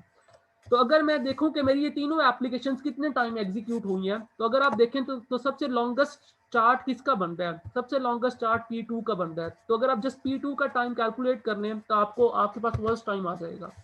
तो अगर आप P2 के जैंट चार्ट को स्टडी करें तो 18 प्लस 11 प्लस 6, तो इसका मतलब है 35 मिनट्स के अंदर ये सारी एप्लीकेशन एग्जीक्यूट हुई है। क्या ये एक ऑप्टिमल सोल्यूशन है? नहीं, ये एक ऑप्टिमल सोल्यूशन नहीं है। माइट भी मैं इस टाइम को और रिड्यूस कर सकता हूँ, सेम सिर्फ इन्हीं तीनों प्रोसेसर्स को यूज करूँ, बट अप्रोच कोई और फॉलो करूँ मैं। तो बेटा फिर मैंने नेक्स्ट अप्रोच क्या डिफाइन की, मैंने ये किया कि मैंने कहा जो शॉर्टेस्ट जॉब होगी वो पहले आएगी, यानी मैंने इसको रिवर्स कर दिया। तो सेम अगर मैं देखूं, जब मेरी शॉर्टेस्ट जॉब पहले 3 पिक हुई, फिर 5, फिर 6, 3 वाली सबसे पहले एग्जीक्यूट हो जाएगी, तो नेक्स्ट शॉर्टेस्ट जॉब 10 अवेलेबल थी। इन द मीन वाल 5 आफ्टर 2 मिनट्स 5 अपनी जॉब कंप्लीट कर लेगा, यानी इसके 2 मिनट्स के बाद 5 मिनट्स में, तो नेक्स्ट हाईएस्ट जॉब जो थी वो 11 थी। और 6 ने जब नेक्स्ट हाईएस्ट जॉब देखी तो उस वक्त जो जॉब अवेलेबल थी वो 14 वाली जॉब अवेलेबल थी। और जब मैं इस ऑर्डर से इन तीनों को एग्जीक्यूट करता हूँ तो देखिए मेरे पास जो ऑप्टिमल सोल्यूशन है वो क्या आ रहा है। अब सबसे लॉन्गेस्ट अगर आप जैंट चार्ट देखें तो वो आपके पास P3 का बन के आ रहा है। तो अगर आप P3 के टाइम को स्टडी करें तो 40 प्लस 6 20 प्लस 20 40 मिनट मीन। यहाँ पे प्रीवियस स्लाइड में अगर आप देखें हमारा टाइम जो था वो 35 मिनट था, यानी जब मैंने इसका ऑर्डर चेंज कर दिया, मैंने एल्गोरिथम की टेक्निक चेंज की है कि शॉर्टेस्ट जॉब पहले एग्जीक्यूट होगी, वो मेरी 40 शॉर्टेस्ट जॉब पहले एग्जीक्यूट होगी, तो मेरा जो एग्जीक्यूशन टाइम है वो 40 मिनट्स पे चला गया। क्या इसके अलावा भी कोई और ऑप्टिमल सोल्यूशन है? यस, इसके अलावा भी एक ऑप्टिमल सोल्यूशन है। इसका ऑप्टिमल सोल्यूशन क्या है ये आपके सामने विजिबल है। ऑप्टिमल सोल्यूशन बेटा क्या है, मैंने कि मेरा P1 जो है पहले 20 वाली जॉब पिक कर रहा है, फिर 14 वाली, फिर P2 जो है वो 18 11 एंड 5, फिर P3 जो है 15 10 एंड 6। अगर आप इस तरह से देखें तो तीनों का जैंट चार्ट जो है वो बराबर बन रहा है, और अगर आप एग्जीक्यूशन टाइम किसी एक का भी निकाल लें तो वो बेसिकली इनफ होगा। तो लेट्स से जो जॉब्स सारे जो एग्जीक्यूशन कंप्लीट हुई है तमाम जॉब्स की वो विद इन 34 मिनट्स में कंप्लीट हो रही है। बिकॉज मैंने अगर P1 की देखूं तो 20 प्लस 14 34 मिनट्स के अंदर तमाम की तमाम एप्लीकेशन जो है वो एग्जीक्यूट हो जाएंगी, तमाम की तमाम जॉब्स एग्जीक्यूट हो जाएंगी। अब डेफिनेटली ये सोल्यूशन जो है ये ऑप्टिमल है, यानी प्रीवियस दो अप्रोचेस के साथ। बट क्वेश्चन ये है कि ये सोल्यूशन निकला कैसे है, यानी इसमें मैंने अप्रोच क्या फॉलो की है। मैंने क्या लोवेस्ट को पहले एग्जीक्यूट किया है, मैंने क्या हाईएस्ट को पहले एग्जीक्यूट किया है, तो कैसे ये मैंने ऑप्टिमल सोल्यूशन अचीव किया है। तो बेटा इसका जो सोल्यूशन है वो ये है कि मैंने तमाम कॉम्बिनेशंस को ट्राई किया, यानी जितने भी पॉसिबल असाइनमेंट्स मैं प्रोसेसर्स को दे सकता था ना, यानी पहले एक को कुछ दिया, फिर दूसरे को कुछ दिया, फिर दूसरे प्रोसेसर को डिफरेंट जॉब्स दी, फिर तीसरे को डिफरेंट जॉब्स थी, देखा टाइम रिड्यूस होता या नहीं होता, फिर उन ऑर्डर्स को चेंज करके जॉब्स चेंज की उनकी, यानी विदाउट डिफाइनिंग एनी ऑर्डर मैंने डिफरेंट कॉम्बिनेशन तीनों प्रोसेसर्स को दिए, तो मेरे पास ये फाइनली ये शेप मेरे पास सोल्यूशन की ये शेप आई है। तो ये शेप मेरी ऑप्टिमल है, बट इस सॉल्यूशन को फाइंड करने के लिए मुझे कितना टाइम लगेगा बेटा? मुझे definitely larger amount of time required, which mean N exponential time required है जब मैं सॉल्यूशन मैंने इस तरह से तमाम पॉसिबल कॉम्बिनेशन को ट्राई करूंगा। तो डेफिनेटली ऑप्टिमल सॉल्यूशन एग्जिस्ट तो करता है, बट उसकी जो कॉस्ट हमारे पास यहाँ पे आ रही है वो एक्सपोनेंशियल टाइम में आ रही है। बेटा यहाँ तक क्लियर है? यहाँ तक कोई क्वेश्चन है तो बताएं। और अब आप बेटा अपने रोल नंबर सेंड करें मुझे।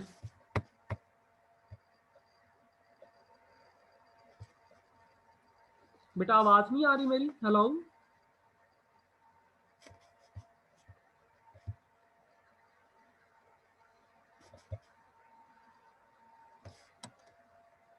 ऑलराइट, हम माइट भी थोड़ी देर के लिए नेट इसकी स्टेबिलिटी जो है वो वीक हुई थी। Alright, alright.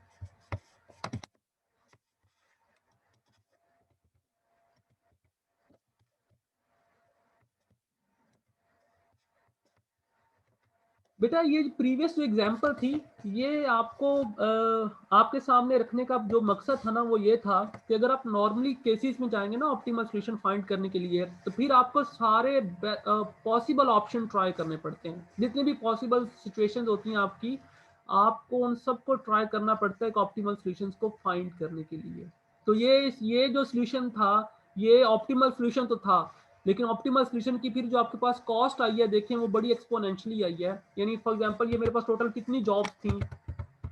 ये मेरे पास टोटल जॉब्स थी 1 2 3 4 5 6 7 8 9 जॉब्स थी।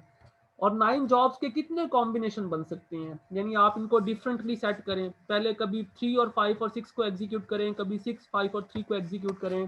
तो आप अगर इनके पॉसिबल कॉम्बिनेशन बनाएं तो आई थिंक 2 की पावर 9 पॉसिबल, 3 की पावर 9 पॉसिबल इनके कॉम्बिनेशन बनेंगे अगर प्रोसेसर आपके पास 3 है। जो कॉस्ट है वो आपकी एक्सपोनेंशियली इंक्रीज हो जाएगी। और अगर एक और मैं प्रोसेस ऐड कर दूं इसमें, तो फिर ये कॉस्ट मेरी और एक्सपोनेंशियली इंक्रीज हो जाएगी, वो यानी 3 की पावर 10 इंक्रीज हो जाएगी। तो जो कॉस्ट में इंक्रीज जो आ रहा है बेटा वो बड़ा ग्रेटर फॉर्म में आ रहा है हमारे पास। अच्छा बेटा, इससे पहले कि मैं नेक्स्ट अपने प्रॉब्लम के ऊपर मूव करूं, आप मुझे अपने रोल नंबर सेंड कर दें। रोल नंबर सेंड करने से मुराद ये नहीं कि आपकी ये अटेंडेंस हो जाएगी। हो सकता है मैं एक दफ़ा अब कह दूं, एक दफ़ा फिर at the end of lecture भी कह सकता हूँ आपको कि आप दोबारा रोल नंबर अपने सेंड करें।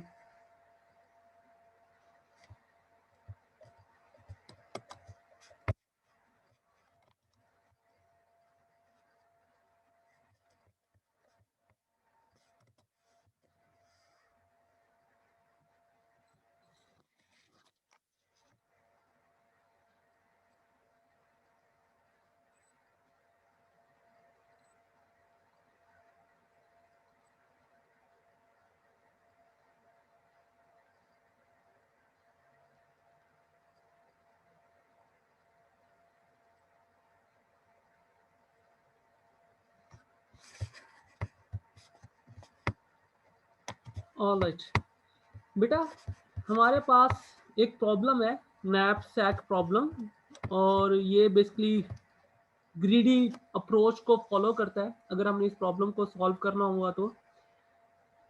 सबसे पहले देख लेते हैं कि एक्चुअली में प्रॉब्लम है क्या हमारे पास, देन फिर देख लेंगे कि ये एक ऑप्टिमाइजेशन प्रॉब्लम है या नहीं है, और फिर देखेंगे कि कैसे हम इस प्रॉब्लम को सॉल्व कर सकते हैं by using a greedy approach. बेटा ये मुझे आपने सेपरेट सेंड नहीं करना है, MCS4 सेपरेट आ रहा है, रोल नंबर आपका सेपरेट आ रहा हो, इतना मेरे ऐसे नहीं हो सकेगा। आपने ये बिल्कुल एक ही सीक्वेंस में भेजना है मुझे।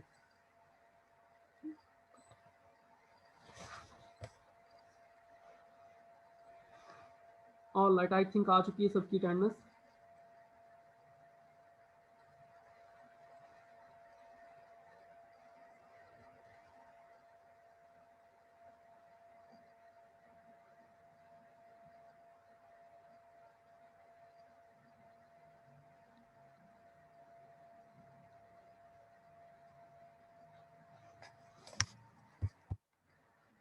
ऑलराइट बेटा, सबसे पहले देख लेते हैं कि हमारे पास प्रॉब्लम है क्या।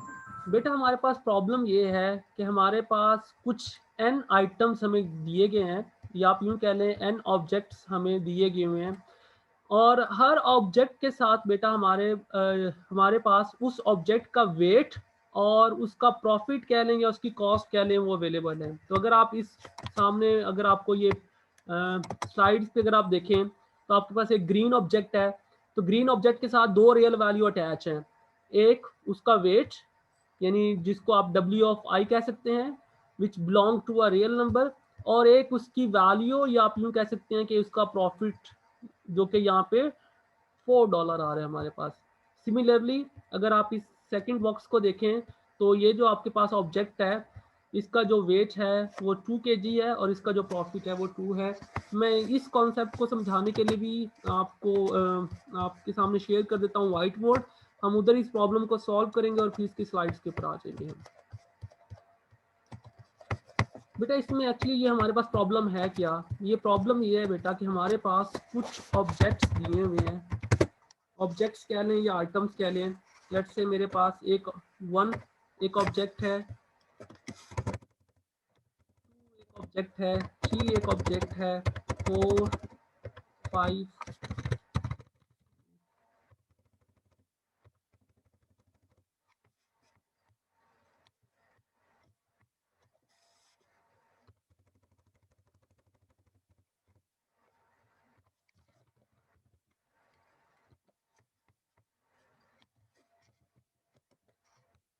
और मैं इनको रिप्रेजेंट कर रहा हूँ यहाँ पे ओ से, यानी हर ऑब्जेक्ट ओ है। तो बेसिकली कितने ऑब्जेक्ट्स है मेरे पास 1 to 7 है, तो मैं कह सकता हूँ मेरे पास ओ ऑफ आई ऑब्जेक्ट है। और हमारे पास हर ऑब्जेक्ट के साथ एक उसका वेट अटैच है, दो चीजें हैं, एक उसका वेट है और एक उसका प्रॉफिट है।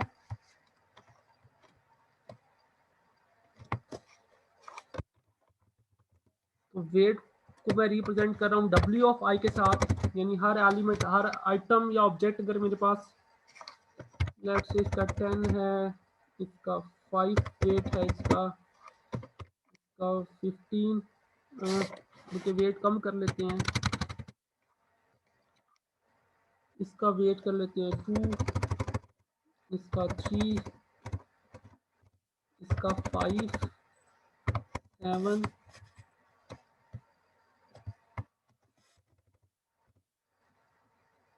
1 4 1। ठीक है, और हमारे पास एक थर्ड क्वांटिटी गिवन है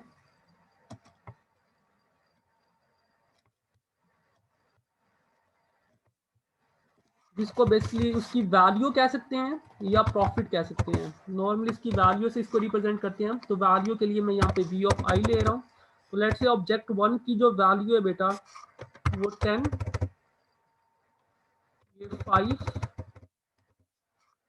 इसकी वैल्यू 15, नेक्स्ट ऑब्जेक्ट की वैल्यू 7, इसकी वैल्यू 6, नेक्स्ट ऑब्जेक्ट की वैल्यू 18, मेरे पास जो लास्ट ऑब्जेक्ट है इसकी वैल्यू जो है वो 3 है। ठीक हो गया। अब आप इन ऑब्जेक्ट्स को कोई भी चीज सपोज कर सकते हैं। आप इनको कैसे सपोज करें, फॉर एग्जांपल ये डिफरेंट फ्रूट्स हैं, ठीक हो गया। तो ये कोई एक फ्रूट लेट्स से एप्पल है, देन ये ऑरेंज है, mango, banana and up to so on, यानी 1 to 7 डिफरेंट फ्रूट्स हैं आपके पास। हर फ्रूट का हर जो भी फ्रूट्स आपके पास अवेलेबल हैं या जो भी ऑब्जेक्ट्स आपके पास अवेलेबल हैं उनके साथ उनका वेट आ रहा है और उनके अगेंस्ट उनकी वैल्यू आ रही है या प्रॉफिट आ रही है। और बेटा हमारे पास एक बैग है, नॉर्मली बैग को ही हम नैपसैक कहते हैं। मेरे पास एक बैग है, लेट्स से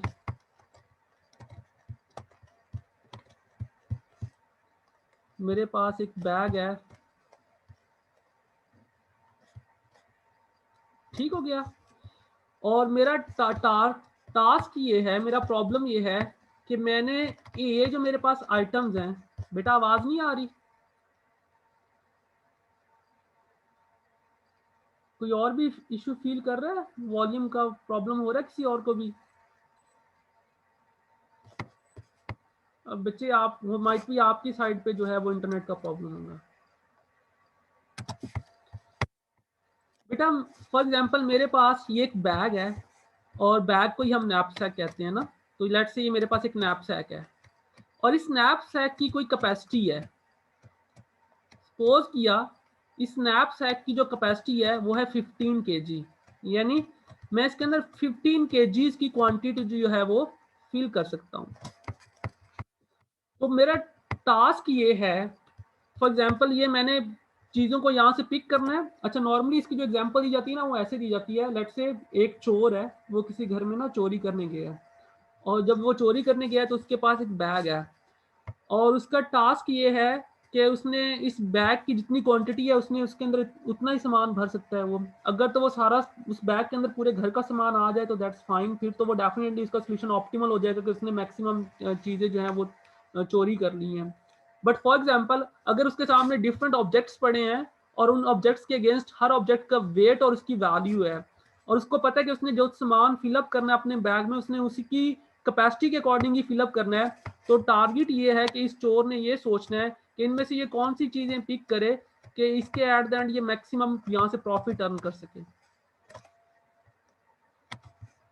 ठीक हो गया। तो अगर अगर आप इस प्रॉब्लम को देखें तो मैंने बात यहाँ पे क्या किया बेटा, मैक्सिमम प्रॉफिट अर्न कर सके, विच मीन कि ये प्रॉब्लम हमारा कौन सा हुआ बेटा, ये प्रॉब्लम हमारा एक ऑप्टिमाइजेशन प्रॉब्लम हुआ, यानी हमने इस बैग को ऐसे भरना है कि हम इसे मैक्सिमम प्रॉफिट अर्न कर सकें। या फॉर एग्जांपल ये वो ऑब्जेक्ट हैं, हमने इन ऑब्जेक्ट्स को कैरी करके कहीं जाके इनको सेल करना है और हमने सिर्फ 15 kgs तक के ही ऑब्जेक्ट्स कैरी कर सकते हैं हम, तो इसका मतलब है कि हम किस अप्रोच के थ्रू हम इसको कैसे फिलअप करें कि हम एट द एंड जब हम इन चीज़ों को सेल आउट करें मार्केट में तो हम मैक्सिमम प्रॉफिट अर्न कर सकें। तो आई थिंक जो प्रॉब्लम है बेटा वो आपको समझ आ गया होगा। तो ये जो 15 kg है इसको लेट से मैं यहाँ पे रिप्रेजेंट कर देता हूँ m के साथ, और ये इस प्रॉब्लम के ऊपर कॉन्स्टेंट है। जब भी हम ऑप्टिमाइजेशन प्रॉब्लम को डिस्कस करेंगे तो डेफिनेटली कोई कॉन्स्टेंट भी आएगा। तो यहाँ पे कॉन्स्टेंट क्या है बेटा, कॉन्स्टेंट 50 kg है। अगर ये कॉन्स्टेंट ना होता देन फाइन, फिर तो हम सारे ऑब्जेक्ट उठाते इसको इस बैग में डालते और हम जो मैक्सिमम प्रॉफिट है वो अर्न कर लेते। बट अब हमें इसका सोल्यूशन ये है, अब हमने प्रॉब्लम ये है कि हमारे पास जो कैपेसिटी है वो लिमिटेड है। अच्छा इससे पहले कि मैं इसके सोल्यूशन के ऊपर मूव करूं, क्या आप लोग बता सकते हैं और आप ये सारे ही आंसर करेंगे कि आप इनमें से किन ऑब्जेक्ट्स को पिक करें या क्या अप्रोच हो सकती है। मैं आपको I can allow to unmute you, तो आप अपने आप को अनम्यूट करके आंसर कर सकते हो। आप बताएं कि आप अगर लेट्स से अगर आपने यहाँ से कैरी करना है यहाँ से कुछ चीज़ों को और आपके पास कैपेसिटी लिमिटेड है, तो आप इनमें से कौन सी चीज़ें अगर कैरी करेंगे तो आप मैक्सिमम प्रॉफिट अर्न कर सकेंगे। अप्रोच बता सकते हैं, आप डायरेक्ट एलिमेंट बताना चाहें तो आप डायरेक्ट एलिमेंट बता सकते हैं।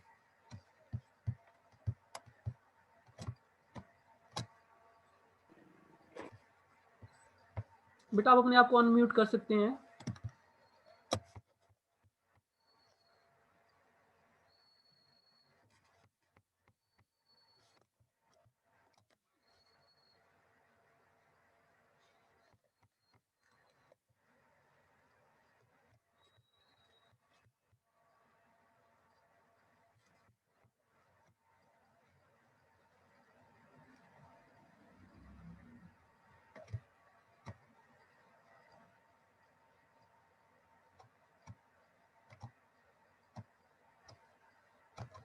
एनीवन?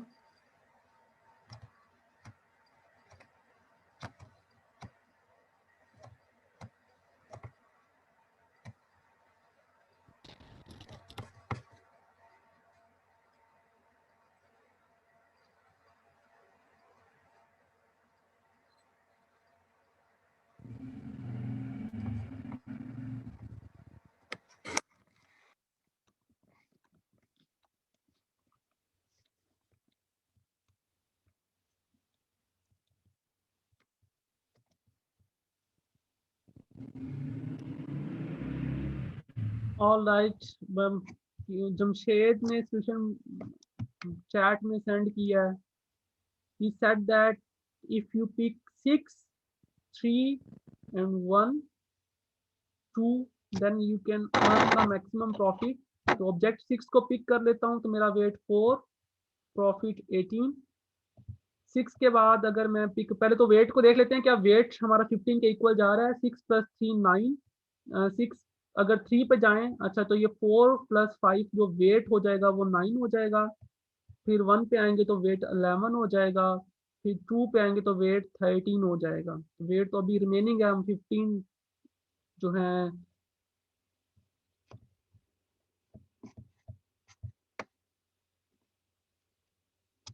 आई थिंक कोई आंसर नहीं करना चाहता, चलें।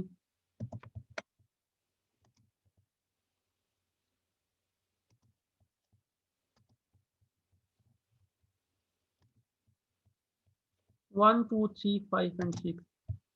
एंड अप्रोच क्या है? 1 2 3 यानी 2 3 5, उसके बाद फिर 6 पिक कर लिया। 2 3 5 2 3 5, चलें। ऑलराइट। अच्छा, अगर हम जेनेरिकली देखें ना तो दो अप्रोचेज हो सकती हैं। यानी वो जो चोर है वो दो तरह से सोच सकता है। वो एक तो ये सोच सकता है कि अच्छा यार, जिस जो मुझे मैक्सिमम प्रॉफिट जो मेरे सामने विजिबल हो रहा है, मैं वो वाली चीज पहले पिक करता हूँ, फिर उसके बाद जो हाईएस्ट प्रॉफिट है उसको मैं पिक करता हूँ। तो यानी वो जाएगा पहले देखेगा कि हाईएस्ट प्रॉफिट कौन सा है, वो वेट को इग्नोर कर देगा, देखेगा हाईएस्ट 14 18 है और 15 वाली कैपेसिटी से अभी वो बिलो है, तो मैं इसको पिक कर लेता हूँ। फिर वो जाएगा सेकंड हाईएस्ट वेट प्रॉफिट के ऊपर, वो देखेगा कि इसकी वैल्यू सेकंड हाईएस्ट है, तो इसको पिक कर लेगा। वेट रिमेनिंग कैपेसिटी इसकी 11 होगी अब, और जो उसका वो ऑब्जेक्ट पिक कर रहा है उसका वेट जो है वो 5 है, तो जब वो इसको पिक करेगा तो डेफिनेटली वो रिमेनिंग अब उसकी कैपेसिटी जो रह जाएगी वो 6 की रह जाएगी। नेक्स्ट हाईएस्ट, जब हाईएस्ट वैल्यू वाली चीज देखेगा तो वो 10 को पिक कर लेगा। जब वो 10 को पिक करेगा तो रिमेनिंग जो उसके पास स्पेस है वो 4 रह जाएगी, और नेक्स्ट हाईएस्ट एलिमेंट कौन सा है? वो 7 है। अब वो 7 को पिक नहीं कर सकता डेफिनेटली। फिर नेक्स्ट हाईएस्ट जो वैल्यू है वो 6 है, वो इसको पिक कर सकता है। यानी एक अप्रोच ये हो सकती है कि हम डायरेक्टली देखें कि जब सबसे हाईएस्ट प्रॉफिट कौन सी वैल्यू दे रही है, हम उस प्रॉफिट वाली एलिमेंट को पिक करें और हम उसको नैपसैक में पुट करते जाएं और हम इसी ऑर्डर को फॉलो करें। अच्छा, एक दूसरी अप्रोच भी ये हो सकती है, क्योंकि आपने वेट कांस्टेंट है ना, तो आप कहेंगे जी पहले छोटी छोटी चीजें आप भर लेंगे, यानी जो चीजें छोटी हैं जिनका वेट कम है, तो वेट ऑप्टिमल हो जाएगा एक तरह से। तो वो वेट वाली जिनका वेट कम है वो पहले उठाते हैं ताकि आपका वेट कांस्टेंट एक्सीड ना करें, और जो वजनी चीजें हैं हम उनको बाद में देख लें। तो अगर हम इस तरह से इस ऑर्डर को फॉलो करें, हम अगर हम इस ऑर्डर को फॉलो करें तो हम कहेंगे जी पहले हम ऑल राइट ये जिसका वेट 1 है वो पिक करेंगे, तो इसके अगेंस्ट हमें 3 जो डॉलर है वो प्रॉफिट होगा। फिर इसको पिक कर लेंगे, फिर इसको पिक कर लेंगे, फिर इसको पिक कर लेंगे, यानी वेट के अकॉर्डिंग चलते हैं। पहले 1 1 वाली, फिर 2 वाली, फिर 3 वाली, फिर 4, फिर 5 एंड देन 7 वाले एलिमेंट्स हमारे पास आ जाएंगे। तो ये एक अप्रोच हो सकती है। बट ग्रीडी अप्रोच क्या कहती है? ग्रीडी अप्रोच ये कहती है, अच्छा अब ये बेटा नैपसैक प्रॉब्लम दो तरह की है। मैं दो प्रॉब्लम, ये जो नैपसैक प्रॉब्लम है ना, एक है फ्रैक्शनल नैपसैक प्रॉब्लम।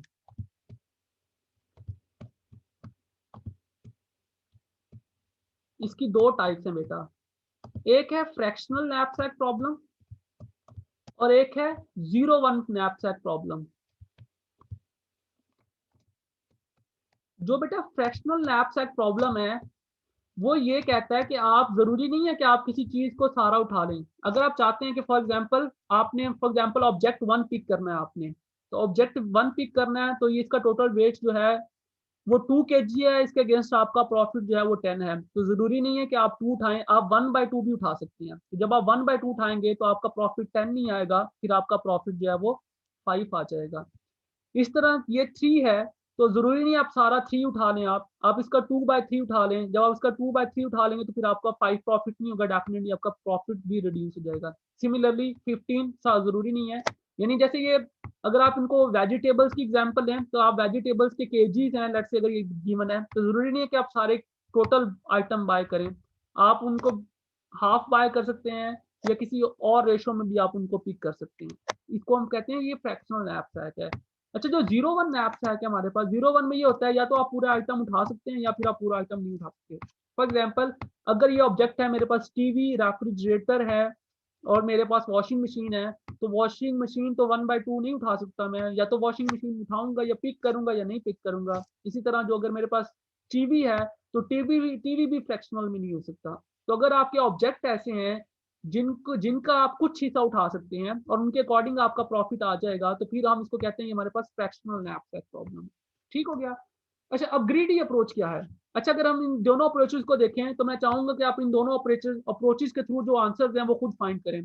पहले आप देखेंगे अगर आप हाईएस्ट पिक करते हैं तो यानी आप हाईएस्ट प्रॉफिट वाले आइटम पिक करते हैं तो आपने, लेकिन इस कंडीशन को सेटिस्फाइड करना है आपने, यानी आपका हर एक्स ऑफ आई और डब्ल्यू ऑफ आई, यानी आप अपने हर एलिमेंट का जब आप वेट का सम फाइंड करें तो वो लेस देन एम होना चाहिए, यानी उसकी वैल्यू जो है वो आपकी एम से बिलो होनी चाहिए, 15 से आपने एक्सीड नहीं करना।